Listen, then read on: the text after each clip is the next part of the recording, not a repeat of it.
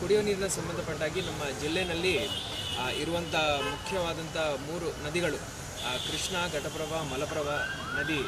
ಇದರಲ್ಲಿ ಎಷ್ಟು ನೀರಿದೆ, ಎಷ್ಟು ತಿಂಗಳಿಗೆ ಆ ನೀರು ಸಾಕಾಗುತ್ತೆ ಅನ್ನೋದ್ರ ಬಗ್ಗೆ ಬಹಳ ಡೀಟೇಲ್ ಆಗಿ ನಾವು ಒಂದು ಮೀಟಿಂಗ್ ಮಾಡಿದ್ದೀವಿ. ಹಿಪ್ಪರ್ಗಿ ಜಲಾಶಯದಲ್ಲಿ ಏನು 6 TMC ಪೈಕಿ ಈಗ 2 TMC ನೀರು ಉಳಿದಿದೆ. ಇದನ್ನು ನಾವು ನೀಟ್ಲಿ ರೇಷನ್ ಮಾಡಿಕೊಂಡು ಕುಡಿಲಿಕ್ಕೆ ನಾವು ಆದ್ಯತೆ ಕೊಟ್ಟು ನಾವು ಅದನ್ನು ರಿಲೀಸ್ ಮಾಡ್ತಾ ಇದ್ದೀವಿ.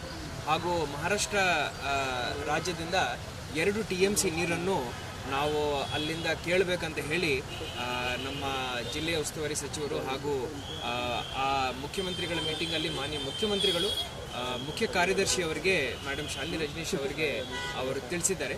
ಸೊ ನಾವೊಂದು ಪತ್ರ ಬರೀತಾ ಇದ್ದೀವಿ. ಮಹಾರಾಷ್ಟ್ರ ಕೊಯ್ನಾ ಜಲಾಶಯದಿಂದ ನಮ್ಮ ರಾಜಾಪುರ ಬ್ಯಾರೇಜ್ ಮುಖಾಂತರ ಒಂದು 2 TMC ನೀರು ಕೃಷ್ಣಾ ನದಿ ಜಲಪಾತ್ರದಲ್ಲಿ ಬಿಡಬೇಕಂತ ಹೇಳಿ ನಾವು ಮನವಿ ಮಾಡ್ಕೊಳ್ತೀವಿ. ಇದಲ್ಲದೆ ಘಟಪ್ರಭಾ ನದಿಯಲ್ಲಿ ನಾವು ಆಲ್ರೆಡಿ ನೀರು ಬಿಡೋದನ್ನು ನಾವು ಶುರು ಮಾಡ್ಕೊಂಡಿದ್ದೀವಿ. ಎಡದಂಡೆ ಬಲದಂಡೆನಲ್ಲಿಯೂ ನಾವು ನೀರನ್ನು ಬಿಡಲಿಕ್ಕೆ ಅಲ್ಲಿ ಒಂದು ಬ್ರಿಡ್ಜ್ ಕನ್ಸ್ಟ್ರಕ್ಷನ್ ಆಗ್ತಾ ಇತ್ತು. ಸೊ ಎಲ್ಲರೂ ಹೇಳಿದರು ಆ ಬ್ರಿಡ್ಜ್ ಕನ್ಸ್ಟ್ರಕ್ಷನ್ ಆಗಲಿ, ಕ್ಯೂರಿಂಗ್ ಪೀರಿಯಡ್ ಆದ ನಂತರ ನಾವು ನೀರನ್ನು ಬಿಡೋಣ ಅಂತ. ಅದರ ಪ್ರಕಾರ ನಾವು ಒಂದು 10 ದಿವಸ ಟೈಮ್ ಕೊಟ್ಟು ನಾಳೆ ನಾಡಿದ್ದಿಂದ ಆ ನೀರನ್ನು ನಾವು ಬಿಡಲಿಕ್ಕೆ ಶುರು ಮಾಡ್ತೀವಿ. ಅದಲ್ಲದೆ ಮಲಪ್ರಭಾ ನದಿ, ಈ ನದಿ ನೀರು ನಮಗೆ ಮತ್ತೆ ಧಾರವಾಡಿಗೆ ಏತ ನೀರಾವರಿ ಪ್ರಾಜೆಕ್ಟ್ ಇದೆ, ಮತ್ತು ರೋಣ ಹೋಗುತ್ತೆ, ಎಲ್ಲ ಕಡೆ ಹೋಗುತ್ತೆ. ಸೊ ಇದನ್ನು ನಾವು ನೀರನ್ನು ಬಿಡೋದನ್ನು ಶುರು ಮಾಡಿದ್ದೀವಿ. ಎಡದಂಡೆ ಬಲದಂಡೆನಲ್ಲಿ ಒಂದು ಕಡೆ 1500 ಕ್ಯೂಸೆಕ್ಸ್, ಇನ್ನೊಂದು ಕಡೆ 850 ಕ್ಯೂಸೆಕ್ ನೀರನ್ನು ಬಿಡ್ತಾ ಇದ್ದೀವಿ. ಸದ್ಯಕ್ಕೆ ನಮ್ಮ ಜಿಲ್ಲೆಯಲ್ಲಿ ಹಾಗೂ ಬೆಳಗಾವಿ ನಗರದಲ್ಲಿ ಕುಡಿಯಲಿಕ್ಕೆ ನೀರಿನ ಕೊರತೆ ಇಲ್ಲ.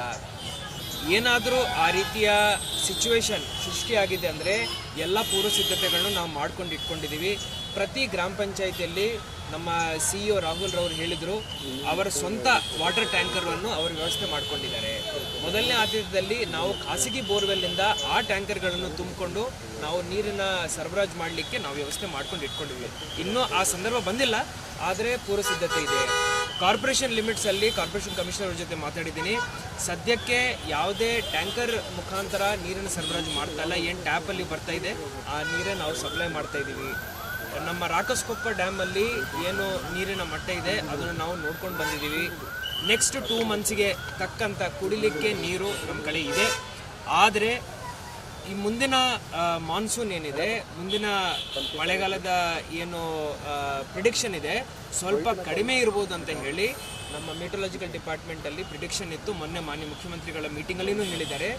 ಅದರಂತೆ ನಾವು ಸ್ವಲ್ಪ ನೀರನ್ನು ಬಳಕೆ ಮಾಡುವಾಗ ನೋಡಿಕೊಂಡು ಬಳಕೆ ಮಾಡಬೇಕಂತ ತಮ್ಮ ಮುಖಾಂತರ ಎಲ್ಲ ಪ್ರೇಕ್ಷಕರಿಗೆ ನಾನು ಮನವಿ ಮಾಡ್ಕೊಳ್ತೇನೆ. ಎಷ್ಟು ಗ್ರಾಮಗಳಲ್ಲಿ ಕುಡಿಯುವ ನೀರಿನ ಸಮಸ್ಯೆ? ಸದ್ಯಕ್ಕೆ ಯಾವುದೇ ಗ್ರಾಮದಲ್ಲಿ ಕುಡಿಯುವ ನೀರಿನ ಸಮಸ್ಯೆ ಸದ್ಯಕ್ಕೆ ಇಲ್ಲ. 127 ಗ್ರಾಮ ಪಂಚಾಯಿತಿಗಳಲ್ಲಿ ಲಾಸ್ಟ್ ಟೈಮ್ ಬರ ಇದ್ದಾಗ ಅಲ್ಲಿ ಸಮಸ್ಯೆಗಳು ಬಂತು.